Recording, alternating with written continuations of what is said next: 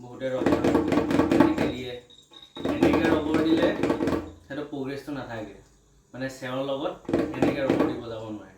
আৰু বহুতে কি কৰে বুঢ়া আঙুলিটো সোমোৱাই দিয়ে, বুঢ়া আঙুলিটো সোমোৱাই ৰবৰ দিলেও সেই ৰবৰটো পাৰফেক্ট নহয়। ৰবৰ দিয়া কাৰেক্ট ৱেটো হ'ল সদায় বুঢ়া আঙুলিটো বাহিৰত থাকিব আৰু এইকেইটা আঙুলিয়ে চলিব,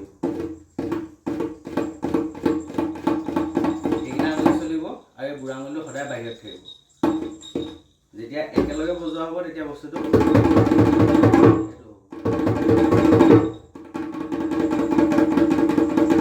সদায় এই বুঢ়া আঙুলিটো সদায় বাহিৰত থাকিব, ইয়াৰ চাপৰ্টত থাকিব। লগৰ মাৰিডালৰ সৈতে যেতিয়া বজোৱা যাব তেতিয়া ৰবৰটো যিকোনো চেও বজাওঁতে সদায় ঘেন নবজাই ঘ্ৰেন বজাব লাগে। ঘ্ৰেন বজাওঁতে বা যিয়ে চেও হওক সেই চেওখিনিক যেতিয়া আমি ৰবৰটোৰ সৈতে বজাওঁ তেতিয়াহে দেখাত মানে শুনিবলৈ শুৱলা লাগে। তো সদায় সেই ৰবৰ বজাওঁতে ঘ্ৰেন বজাওঁতে যদি আমি আঙুলিটো সোমোৱাই দিওঁ তেতিয়াহ'লে বাকী চেওটো আমি কণ্টিনিউ কৰিব নোৱাৰোঁ।